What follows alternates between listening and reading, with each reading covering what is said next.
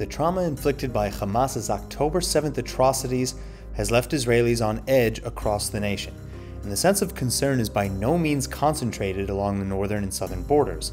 Much of central Israel is just a stone's throw from the Palestinian Authority, from which threats and terror attacks have seemingly steadily increased. Moran Alon, spokesperson for the community of Bat Hefer, explains the situation for the Media Line. We realize that what we think is a quiet border, or let's say semi-quiet border, and the other side is willing or maybe wants to live his life as well.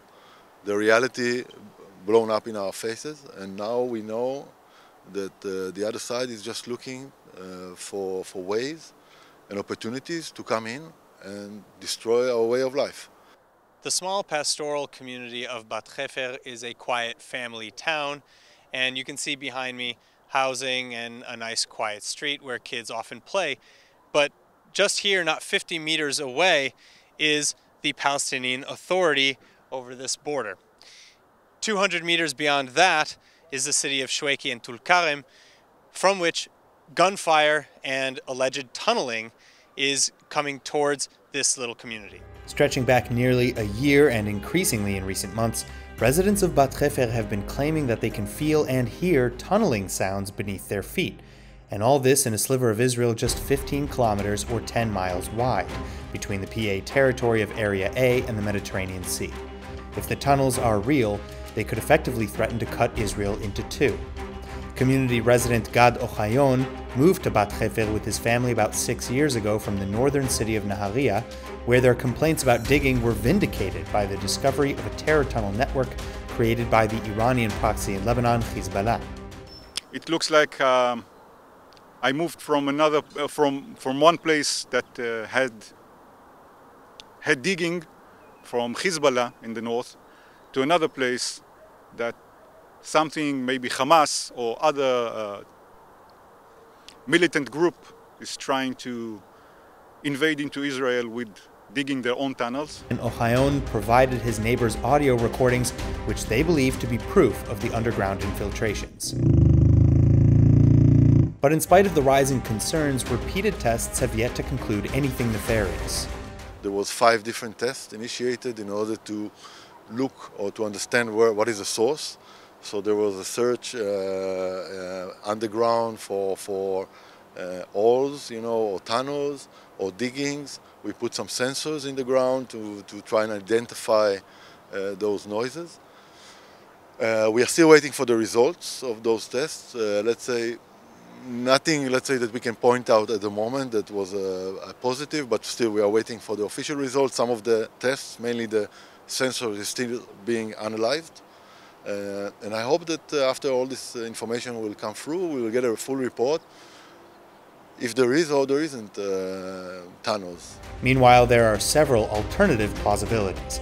Alon tells the Media Line that several experts have looked at the geology in the area, and they've concluded that, for example, the sounds of nearby construction on the main roads could easily carry through the rocky earth below. But Ochayon, among others, is not yet convinced. So in fact, I didn't hear the actual digging, but I did get recordings from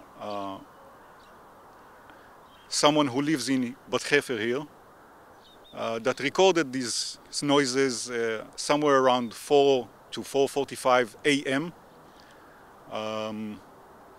I heard some assumptions that it could be someone who builds their own house or digs for whatever purpose, but I don't think that at 4 a.m. someone digs in order to improve his house or whatever.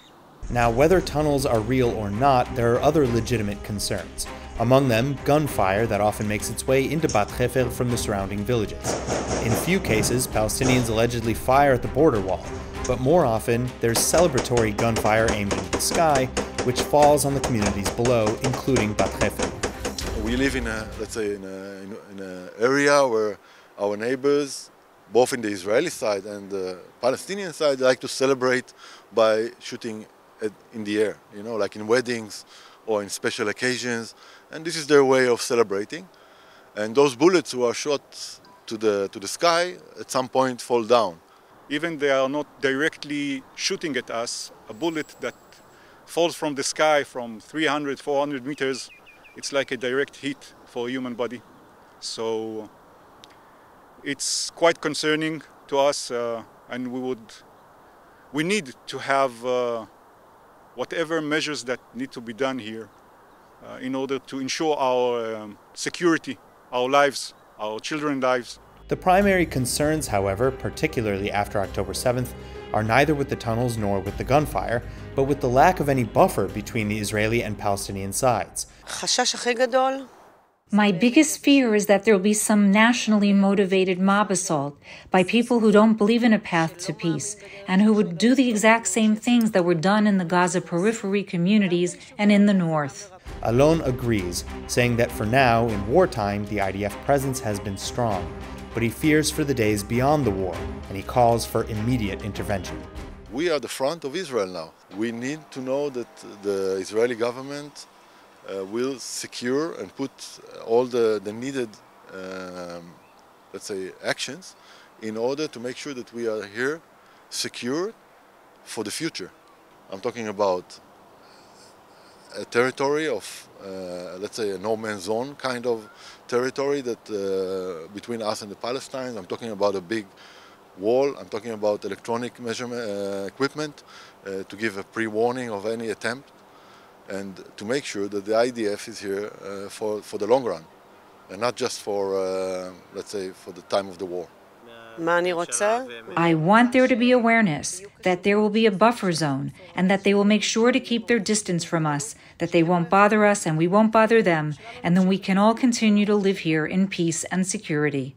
Reporting from Bat Hefer for the Media Line, I'm Aaron Porras.